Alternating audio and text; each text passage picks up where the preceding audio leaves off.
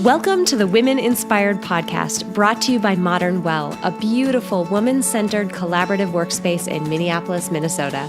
I'm your host, April Seifert, psychologist, entrepreneur, and self-proclaimed life experience junkie.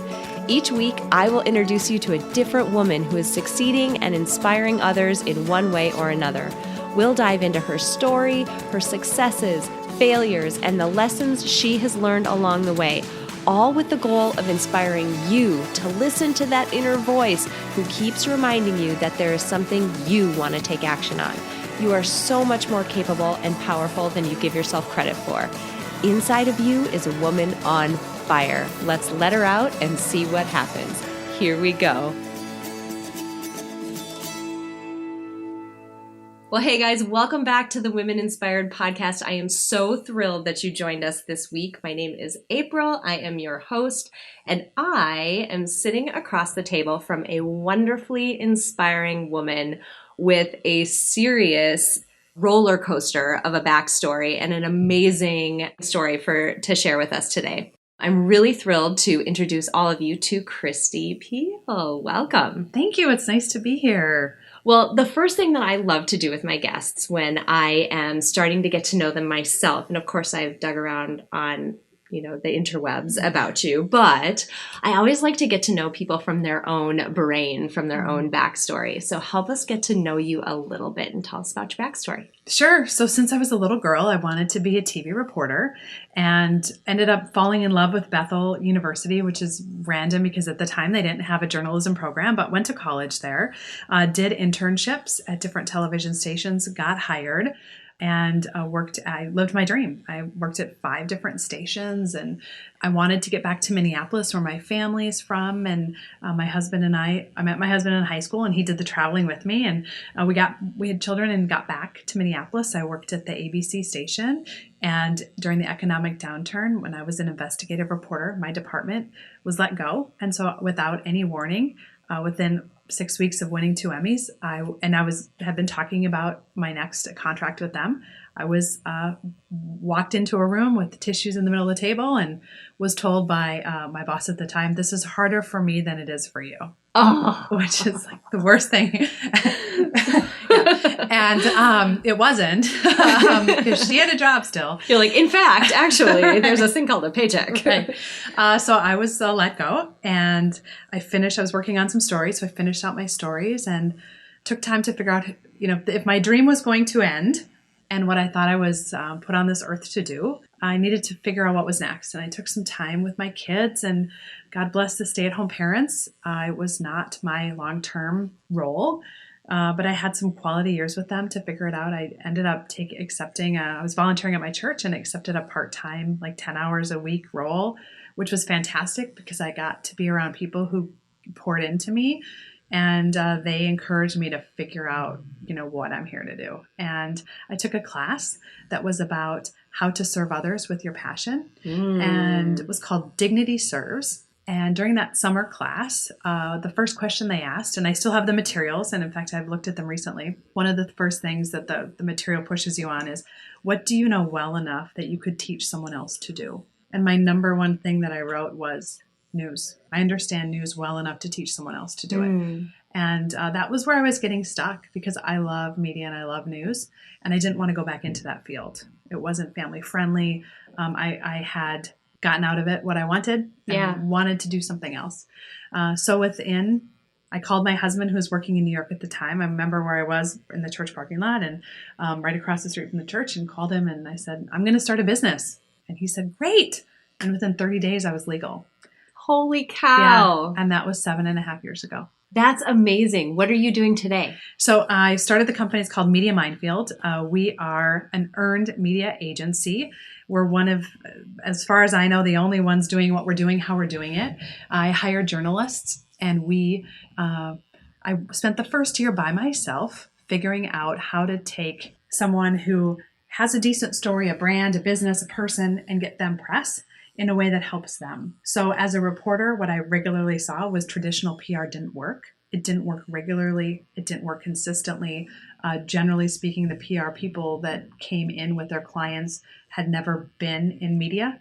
So they didn't know how to speak my language. They didn't know what I needed as a reporter. And it was frustrating. And it, wasn't appropriate for me as the reporter to say, your client never mentioned their website.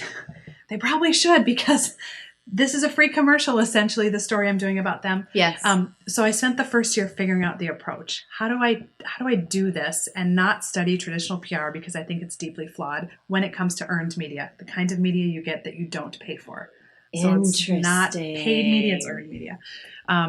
So that was the first year, and I gave services away, and I tried stuff out, and I got busier than I really wanted to be. One of the things that I learned, I thought I was figuring out a mom job. I wasn't figuring out a mom job. I didn't realize it at the time, but I'm now on a path to disrupt the industry. I want to change the rules of the game. And I was thinking too small. So within a year, I had more clients than I didn't want to work quite full time yet, because I still had a little guy at home. And I met a woman, and she had just moved to town. She heard me speak somewhere, and she had a television background, and had done some traditional PR with a medical center.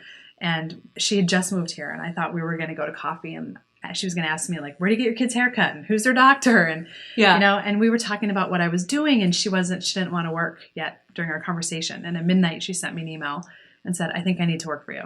I was like, there's the answer. I should hire people. Yes. Which amazing, right? Like, we can rely on other people to help us out. Never crossed my mind to have employees. Never. Not once. I had no business plan. Like, never crossed my mind. So Andrea's still with the company, and she's fantastic. And everyone who's come, has made the place better.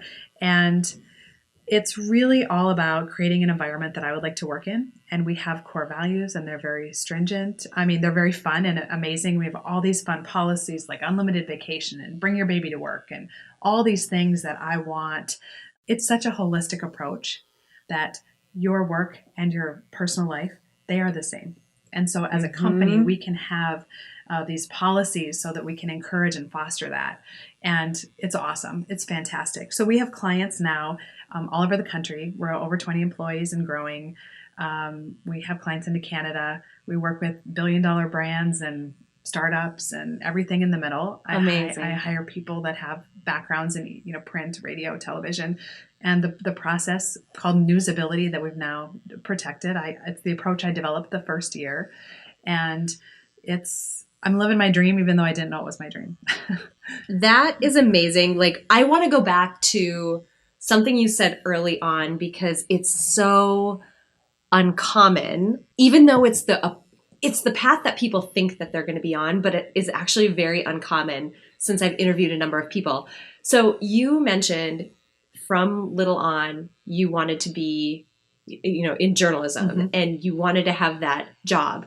And so you went to school for that job, and then you worked in that job. And that's a really straight, makes sense, logical path. And that's not the typical thing that I hear from people. So it's amazing that you had that path, and then this disruption occurred. I can't imagine how that must have felt, because sometimes that predictable sort of, this is the path that I'm on. This is my identity. Here's who I am. This is all I've ever thought to do. That disruption can be massive then if you're really thrown off course. What was that like? Because it had to have been more than just, okay, how am I going to get paid? This is a bigger thing than that. Oh, it was huge. It was huge. And yet I got the news. I talked with some people in the newsroom, and I was told I could leave for the day and, process. And I called my husband from the car, and I said, I got laid off. It's a blessing, because I knew that industry long-term for me would compromise my family, my belief system. It's a that industry as an investigative reporter is tricky. And I was struggling with it on a deeper level and didn't know how to verbalize it. And frankly, I wasn't brave enough to walk away, and I should have. Interesting. Because I had done it. I'm grateful for it. I love the investigative journalists that are out there that are so important to our free society, to find answers. But after doing television news for 12 years, it just wasn't for me anymore. And because I wanted to live in the Minneapolis area, I didn't have the luxury that I did when I was younger, where I could, I'm not fitting into this news mindset. I'm going to move. Once I planted my roots in Minneapolis, and this is where I wanted to stay. And that's not really the industry to do that with generally. And again, there's a lot of generalizations here, but I love the industry, and I've met so many amazing people. It just wasn't for me anymore. And I knew that it was right for me to do something else, but it was so scary. And man, looking back, if I could have been brave enough to walk away, but I needed the disruption because I think I knew what I wanted to do and I was living my quote unquote dream. I never took time to step away and to say, is this what I should be doing? Mm-hmm. It was what I wanted to do. Yes. But was it what I should do? Is this how I'm really wired? Is this really how my gifts and my passions are now that I'm a real adult? A dream a 12-year-old has and something a 30-something-year-old has. The fact that those two things stayed aligned for so long is pretty surprising. Exactly. That's exactly it. Right. I mean, it's amazing because I rarely talk to someone whose journey was so logical. I'm stubborn. Like that. I'm stubborn. I'm like, I'm doing this. I told people when I graduated, I'm doing this. Darn it, I'm going to do it. Well, and that's difficult too because, as you were making this shift, so it's one thing to have your career be disrupted in the way that it was and to be laid off. It's another thing to do what you did and start to do the self-reflection and evaluation around, okay, what is the right career for me? Mm-hmm. What are my gifts? Who am I now? Mm-hmm. Who I might not have been a decade ago or when I was 12 in your case. And it's difficult to ask ourselves those questions because, again, psychologically, we get into this sort of comfort zone identity place where I am a journalist or I am an HR professional or I am whatever. And it's hard to complete that sentence with something else. But you did. You took what your gifts and your skill set, all of those things that made you, that you were really skilled at, and you just turned them a bit and pivoted and turned them into this new thing that you grew from the ground up. Mm-hmm. So how was that process for you as you started doing that self-exploration, and how did you know to ask yourself those questions? Because that's something that I find is really difficult for people, is making the pivot exactly the way that you talked about it. Mm-hmm. I think for me, it was, first of all, having people around me who encouraged it. I didn't have people around me, and I'm going to talk specifically about women. I didn't have women around me who said, oh, that's a cute little mom job. They said, honey, you need business cards. You better get out there, and this is going to be bigger than you think. So that was, I think, really important because I know I've met a lot of women who have had great ideas, and they talk about the mom job, and they talk about the side hustle, and they talk about the kitchen table business, which is fine, and there's a lot of validity in that. Yes. But I think we need to challenge ourselves. Could it be more? Do I want more? Is it possible? So I had people around me asking those kinds of questions, which was great. During the self-reflection, oh my goodness, what am I going to do with the rest of my life? Question, I got really clear about my priorities, and I knew that my family was my number one priority, and whatever I was going to do professionally, that had to fit in. I wasn't going to compromise that anymore. So that was number one.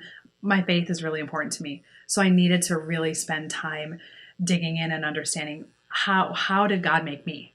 And that I took time with that. And then the last thing is that I took, strength finders and all these different kinds of tests and reading. And once I did all of that, I kind of then went back to, okay, before I had the dream, before I had the 12-year-old, I'm going to be, TV anchor reporter. What was I doing? And I was starting businesses. I was selling Avon in 7th grade when girls started wearing makeup in the gym. No one did that. Right. No one did that. That's amazing. Because girls started wearing makeup, and I could get free makeup if I sold them makeup in the locker room. And see, to me, this was just normal. So I had never really spent time like, what did I do before? What else did I do? Right, because your job is not you. Your job is a thing that you do, right? And you are the more permanent piece of that. And it sounds like you were tapping into that. Yeah. What do I really love to do? Like, what could I do that if I never got paid, I would be fine? Which is how I felt about television news. I loved it. I loved it. And I was shocked from my first job when I went from an intern not getting paid to getting paid. So what could I do that wasn't my motivation, because there's a lot of things you can do for money. And I have certainly at times in my life needed money, and you can get jobs for money. But if I'm going to really reinvent myself, what could I do that was deep inside of me? And so it was, I love telling people stories. I love helping people. I love business strategy. I love selling stuff. I always have. I love communicating. So all those things like put together are the new me, which really was me all along. But I needed this news career to get to, so that I could use everything else. So the gift of it all is fascinating as I look back. And it's fantastic. Oh my gosh, I like you so much. Okay.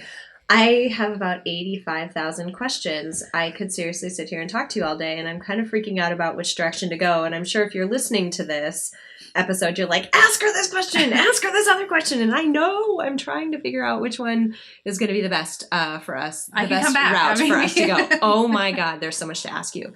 Okay, so you just talked about two sides of the coin that people think are not possible to coexist together. You talked about your family being your number one priority, yet you didn't want to think too small about what your business could be. And people think that those things cannot coexist, but you made them coexist. And they obviously do, because you're sitting here successful and are doing it. And so how did you dream up the possibility that those two things could happen together? And how did you think about that as you were putting your business together to make sure that those two things could coexist? It was a non-negotiable. It was something I was not willing to give up. So there are times where I have to miss things, but I miss baseball games, those sorts of things. But I am very intentional. And as the leader of the company, I know that other people in the company will not take advantage of the policies if I'm not modeling them. So I do one field trip a year for my kids. I'm going to do the college. I have a 9th grader, so the upper school college fair, I'm going to go volunteer at that next week. I try and get to every single baseball game and every single basketball game. And there's times when I travel and I can't, but I'm there a lot. And to me, it's a non-negotiable. My children did not pick this path. And in 10 years, they're going to be out of the house. And I can go all in, and I would rather hire someone and make less money than have my children be strangers to me. That's a choice and I feel very fortunate that I'm supported with my husband in that decision and the people at work. But I really want it to be a place where people can have their family and be successful there and feel successful at work. Because parents have so much to offer, and I don't want to suck people dry so they have nothing left to give at home or at work. Yes. Yeah. And you're absolutely right with, you were mentioning the policies that you set up with your company, how our work and our life, there isn't, to me, work-life balance is a little bit weird because they coexist so much, especially now when we carry a phone around with us. And when, if you're really dedicated and thinking about your job and whatever, you don't know when inspiration is going to hit. Right. And sometimes that hits at 8 p.m. or in the shower. You maybe want to write it down. So they do coexist, and setting it up in a way that is, that you're just acknowledging that reality and then supporting it and helping people still remain whole in that reality is so incredible. That is so incredible. And it totally works. In fact, it works. I didn't do it for the purpose of having really loyal employees, but that's what you get. Because if you can say to someone, I know that your wife is pregnant, or if it's a woman, you're going to get pregnant, or you are pregnant, or whatever, or grandkids, we're a pretty youngish company, but we're going to get to the point where we have folks worried about their grandkids. Yeah. And we've got some people that have, their pets are the most important things to them. And so you can get a paid time off to go to take your kid to the doctor, or your dog to the doctor, or your mom to the doctor. It's just, to me, so important that people feel supported. And if I'm willing, what I've found, which is kind of mind-blowing, if I'm willing to do this for them, man, they're willing to give a lot back to the company.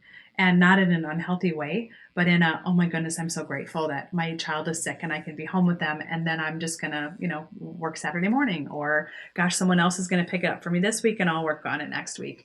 And I model it, when my kid is sick, I'll be home. My husband will be home. I mean, it's about modeling it. And it really is about deciding your non-negotiables. What are you not willing to give up? Yeah. And I had a large corporate career at one point in my career, and somebody said something really poignant to me one day. This was actually, I was working in an HR department at the time.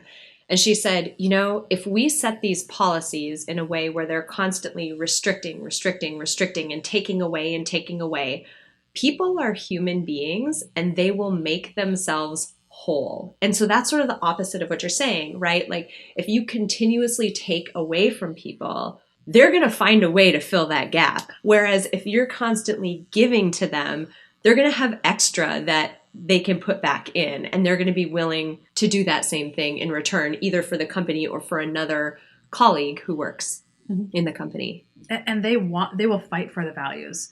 I mean, our core values are critical to what we do, and it really sets the boundaries.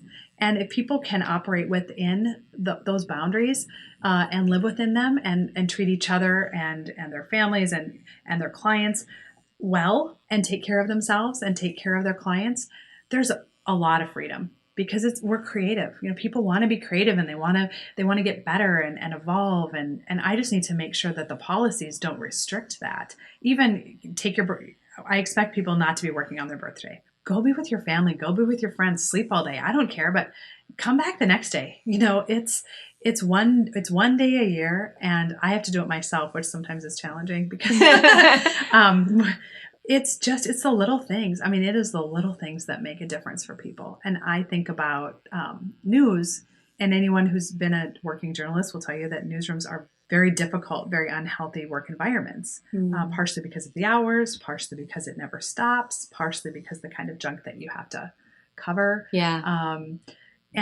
And there is no room for kids' birthdays or sick kids, or you have to go buy a house, or like all these different things that like just life happening. There's no room for that. Totally. And I just wanted to do the opposite of that, because there are some really talented people who shouldn't have to pick between, well, I've got kids now, so I need to work part-time. Why? We don't have to work 9 to 5. You can get your full-time gig in, or you can be productive at a full-time capacity, and it can just look a little different. So I think that we're really restricting, as a culture, working parents. You guys who are listening to this, you want to like take this and like have your boss listen to it. I guarantee that's what you're all thinking. I sort of want to send this to previous bosses of mine and be like, hi, could you just listen to this a little bit? Because that is wonderful. I want to switch gears just a little bit and talk about your area of expertise a little bit, because it is fascinating to me that, you've mentioned a couple of times that, the traditional model of, how people get their message out there and all of that. It's just, you've seen some flaws in it, and you've developed this, I think you called it newsability. You've developed this, path that's all your own. Tell us a little bit about it. Like, what did you see that was missing, or what needed to be changed? And then how did you go about developing your own, way of doing things? Traditional PR can cover so many different things, and I have a ton of respect for people who are in the traditional PR world. Earned media, to me, is a different beast that should be separated out. It is impossible, in my opinion, to have a firm where events are planned well, and social media is done well, and paid advertising is done well, and news interviews are happening. It's like going to the hospital administrator and asking for heart surgery. Those are very different things. And one of the trends that we're seeing is more and more corporations are seeing this and choosing to get really specific companies to do these specific different genres of work, because social media is changing so fast. How could someone stay up to speed on that unless that's where they are? Yes. So it's this specialized approach, and that's where we've stayed. Now, I've made mistakes where we thought we could be a video production company and we thought we could do social media, and those are shut down because we really are good at this one thing. So let's just focus all of our energy there. So the newsability approach is to really understand a company's message and what their goals are. And every company that has worked with a marketing firm or a PR agency has done that, but we take it a step further and we write a message map that's sound bites. So it's how do you take your message and deliver it in sound bites, assuming your audience is a drive-by audience that is sort of paying attention to, that this content is really valuable on social. So you need to be communicating in a way, if you're doing a media interview, that can be leveraged on social, And you need to be talking in sound bites or you will never get interviewed again. So most people cannot talk in sound bites. And journalists love interviews that can be talked to in sound bites. So we write the message map and then we train them. So we put together an interactive kind of proprietary media training, call it Media Magic, and it teaches them how to do an interview, how to speak in sound bites, what should they wear, what should they be thinking of, all of these different things. And then we don't use news releases. We reach out directly to journalists all over the world to get our clients press. And it's just about relationships. We have gone too far. I'm going to sound like a really old lady. We've gone too far, but it's all about relationships, and because we speak the language of journalists, we can call up a journalist and say, we've got this client, here's their amazing story. Not here's their event, here's their amazing story, and here's what your audience can learn from them. And that's how we do it. And we really want our clients to get repeatable, consistent press that then they leverage. So if they want to send that to their members, if they want to play it in their lobby, if they want to send the newspaper they're into, but really it's about taking the valuable media that we've secured for them and doing something with it. Social media is fantastic. There's so many different ways to leverage it, but it's in the day of fake news, which we live in now. Real, legitimate news is very valuable and very hard to get. Interesting. Oh my gosh, that's so interesting. And what I think is really interesting about it is that there's a side to this that the average person just doesn't know. How could they? Right. Yeah. I watch the news, obviously, and I'm a consumer of it, but there's these facets to it that an expert would be the only one who would know. So I'm just imagining sitting here that there's a ton going on behind the scenes that I would have no idea how all of that comes together, and even what it took to get that person in that seat. Yes. And have that person deliver a key message that is clear and concise and, as you mentioned, sound biteable. Yeah. And has an actionable step. So to do an interview without telling anyone what you want, without being an infomercial, is an art. So if you have a company and you want them to visit your company, you have to tell them how to do that in a way that isn't visit www. Yeah. So it's the people that at the company are the initial concept was good and right, and the time and the environment in the media environment for the idea for the company was right. The people who have come since have made it better, and they're amazing. We have a counter going. Our goal is to get 20,000 interviews in 5 years, 20,000 specific news interviews. It's ridiculous. And we're a year and a half in, and already this year we've had over 2,000. Wow. So it's nuts. It's crazy what they're doing. And we had a client on national news over the weekend. We had, at any given day, we probably have a dozen or so. It's constant, and they're so good. And we have 100% placement rate. So every client we've ever worked with has gotten press. You just don't hear that anywhere. So it really is the purpose of disrupting the industry. I want people to realize that their marketing dollars can be spent well. And this news interview stuff, whether it's print or television or radio, podcast, it's not for everybody. But for people who want to do it, they need to be asking different questions. Because so often I talk to companies and they'll say, oh gosh, well, we have a budget item, but we don't really expect to get any interviews. Really? Like no other part of your budget can be, our house needs a new roof, but we don't know if they're actually going to shingle it. Like, why do we expect something different from PR? No outcome, no measurable outcome. If your PR firm is sending you reports of who they're calling and who they're reaching out on your behalf, and your business isn't getting bigger or your website isn't getting more hits, then probably you need a new firm. So the measurables are wrong. This is what the whole industry needs to be like, flipped. And that's what we want to do. I love that so much. And what I also love is that sometimes it's hard for people. They do feel like, oh gosh, sales just isn't something that I do. Self-promotion is really difficult for me. But I love the way that you explained it in terms of a relationship. And basically what you're doing, that journalist who's sitting on the one side of the desk, they need something, right? Yes. They need a story. They need something compelling to provide to their audience. So if you can do that, you're adding value to that journalist, and they in turn are adding value to you by getting your name out there and getting, whatever message or company that you have out there. Mm-hmm. So it starts to feel, I actually wrote a blog post a while back on LinkedIn just randomly about networking because it feels so slimy to people and gross. Like, I'm going to put this name tag on and it's going to have my name on it, and I'm going to go try to get something out of these people at this networking event. And that isn't it at all. If you can be providing value to somebody and vice versa, this sort of naturally starts to happen, and it doesn't feel as inauthentic and contrived. It's more around, how can we both add to each other and come out ahead of where we're at right now? Exactly. There's so many things that are new, just happening in the news. So we work with, physicians and lawyers and real estate agents and all these different types of people. And in there, so let's say a cancer physician. So a cancer physician, there may be a study that comes out about breast cancer and something new that's coming out of breast cancer. We know that the news is going to be interviewing physicians all over the country about this study.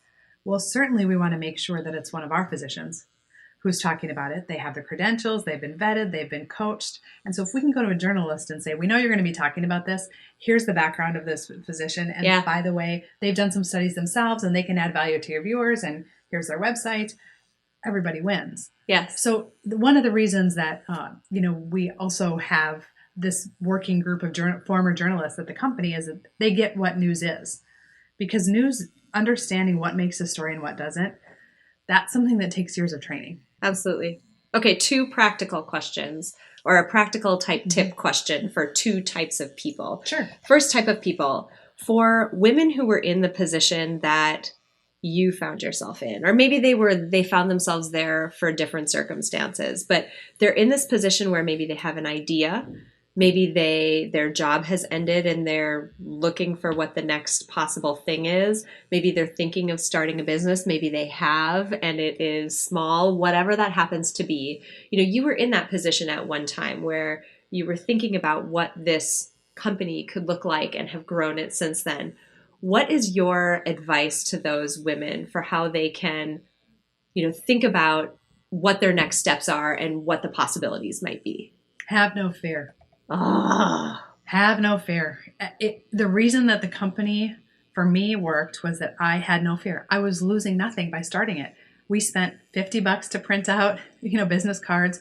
Thank goodness. And we were fortunate my husband was working. He had benefits. I was losing nothing by starting the company. I had no fear.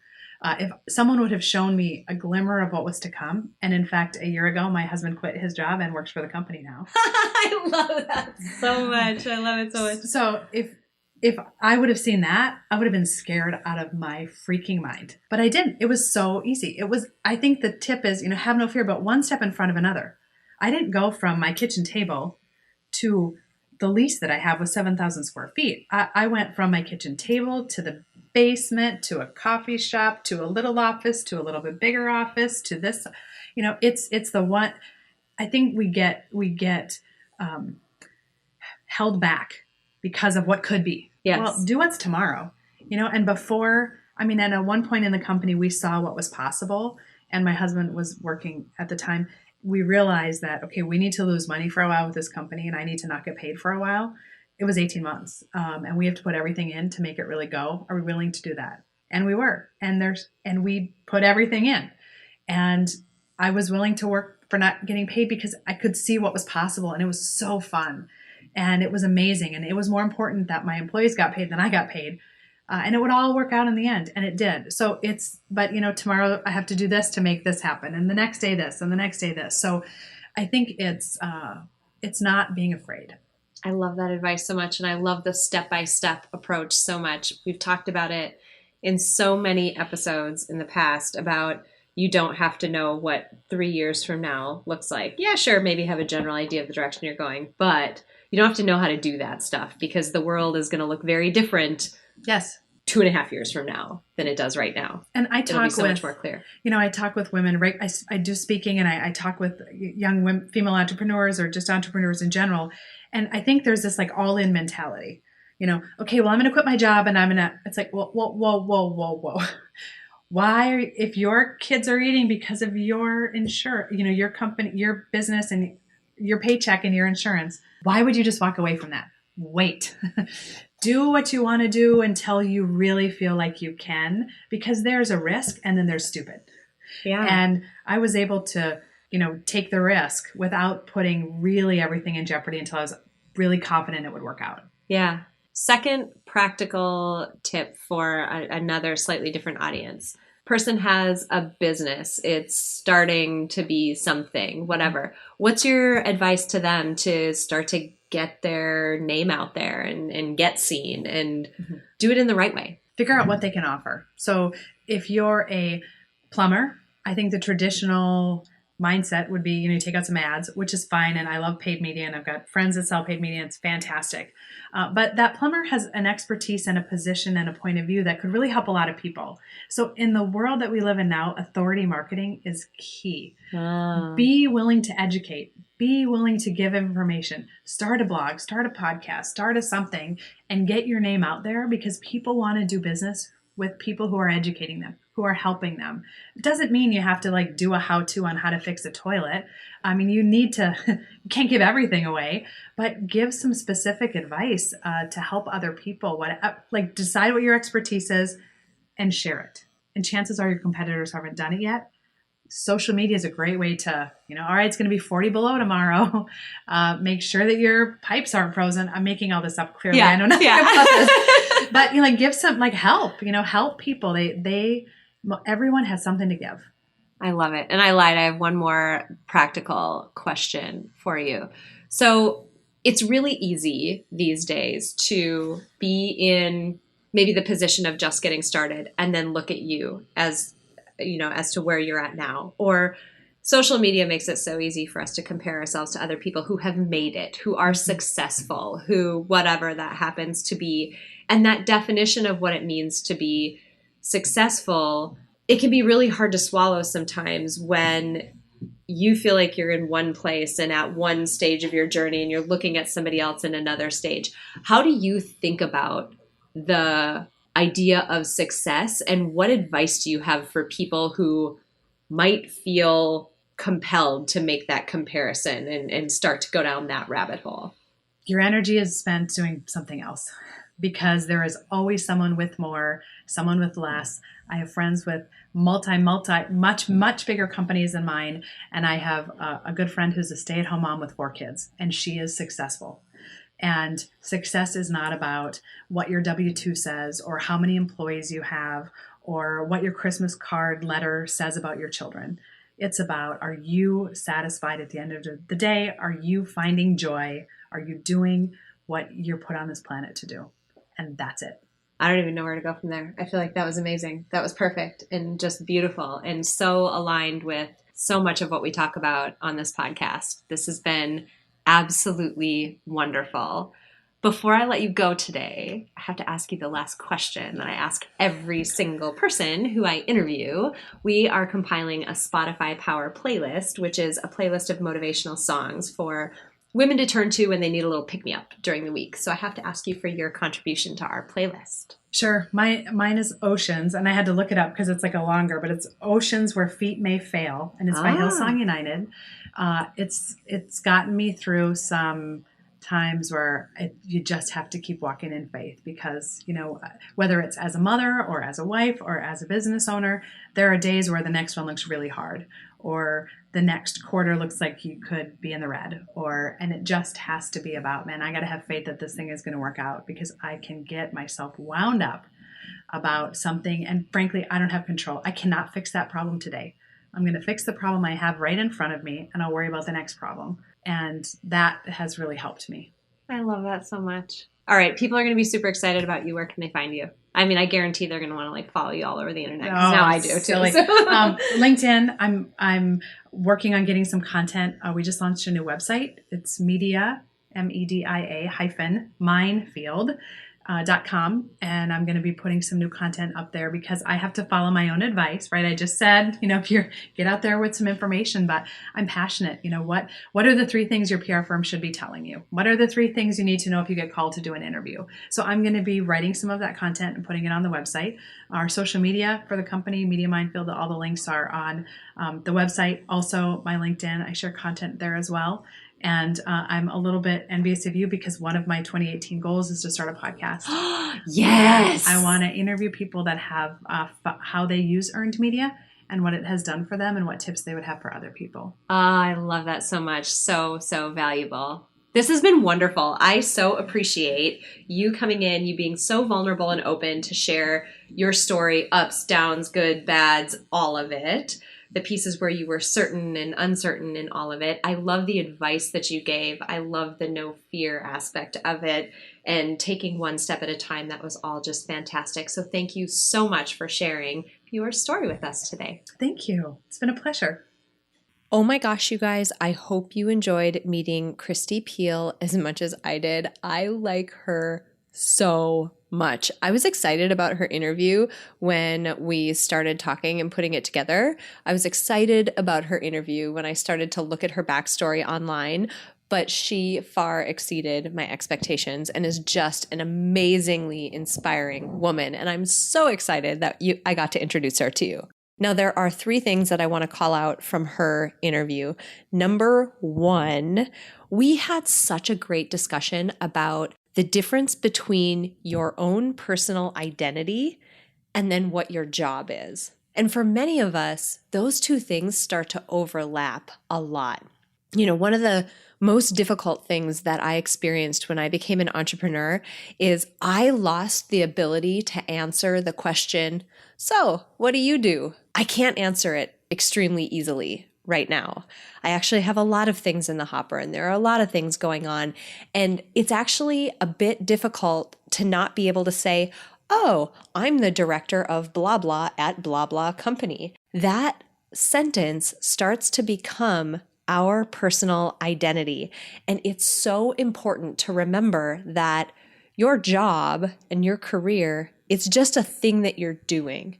You, the person, you, the identity is completely separate from what that job is. Now, they may hit on some of the same strengths, and let's hope that that's the case.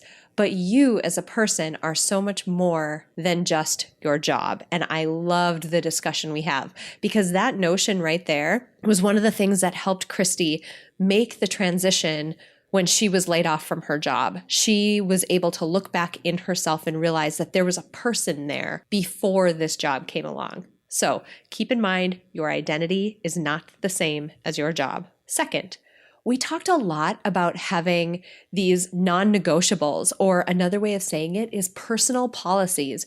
What are your non-negotiable personal policies? As a rule, I don't what? As a rule, I do what? What are the things that you absolutely require, and what are the things that you absolutely cannot work with?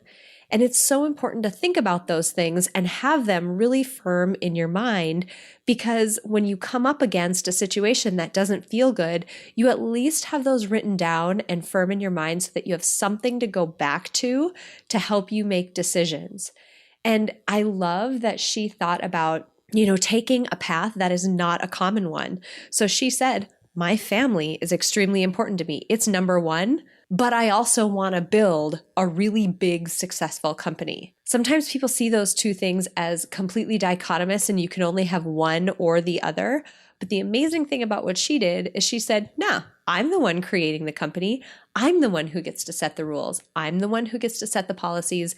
I'm the one who gets to decide what we do and absolutely do not do. So having that set of personal policies, personal values, non-negotiables, helps you make decisions when you get into those gray areas that are just not feeling right. So I highly suggest take some time, figure out what yours are, and write them down. And last, oh my God, how common is it that we talk to somebody who said, wow, in the beginning, I just started. I just started doing the thing that I want to do.